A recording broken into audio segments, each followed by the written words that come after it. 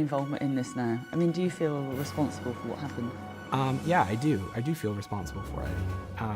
And it's something that I regret. And that's partly why I'm here talking to you, so that I can talk to you, so that people can know about what this company does, what this company is. Throughout history, you have examples of grossly unethical experiments. And is that what this was? I think that, yes, it was a grossly unethical experiment, because you are playing with an entire country. The psychology of an entire country without their consent or awareness. And not only are you playing with the psychology of an entire nation, you're playing with the psychology of an entire nation in the context of the democratic process.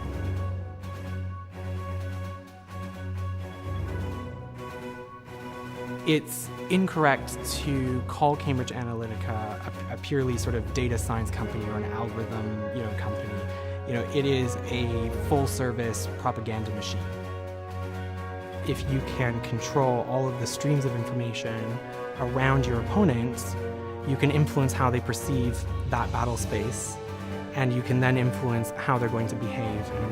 And so we set up a fake office in Cambridge. And you changed his perception of reality. And we changed his perception of who we were and what we were doing, and what the situation that he was in. Yeah. And then from there, it was like you took that to America, to change the perception of reality for America. Watch out for them. They can read your mind. They use your mind. They read through your most vulnerable and private messages. They monitor your every move. They control you. At least that's what the Clinton voters say about the events of the election in 2016. Trump won, and the Clinton voters just can't seem to accept it.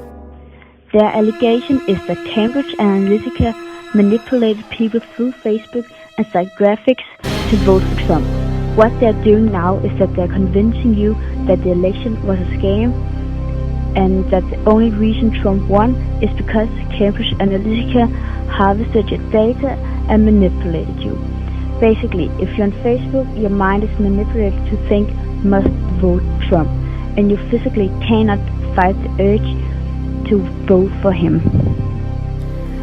Moving on, what is Cambridge Analytica and how did they manage to harvest up to 87 million people's data? How is Facebook involved in the data scam? What are the allegations against Cambridge Analytica? The data analytics firm Cambridge Analytica used personal information harvested from up to 87 million people's Facebook profiles without permission to build a system that could target US voters with personalized political advertisement based on their psychological profile, a method called psychographics. The psychographics that Trump's campaign used does not just include who you are on the surface, the so-called demographics. They analyze even your least significant behaviors to map your personality. The difference between demographics and psychographics could be told as who the person is versus why the person is as they are. Cambridge Analytica collects data from a wide range of sources, including social media platforms such as Facebook and its own polling. But is it really Cambridge Analytica who are the bad guys and gave Trump his victory?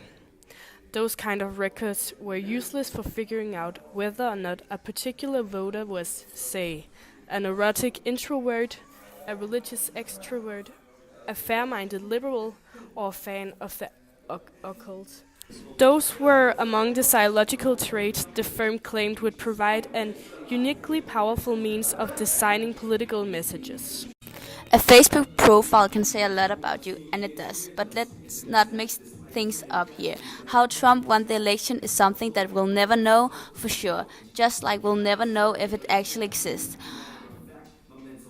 But we can make an educated guess and look at the facts. What we know about the election is that it's based on the voters of America. But are these voters manipulated into making the choice of voting for Donald Trump? We are here moving into a guessing land, and in that field you can't call facts, because there is no way to know how 62 million people made the choices they did. They might not even know it themselves. But if you ask a Clinton voter, Trump didn't rightfully win the election.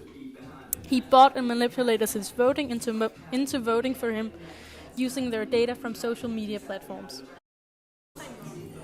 Since the beginning of time, we've been using psychographics to sell products to consumers.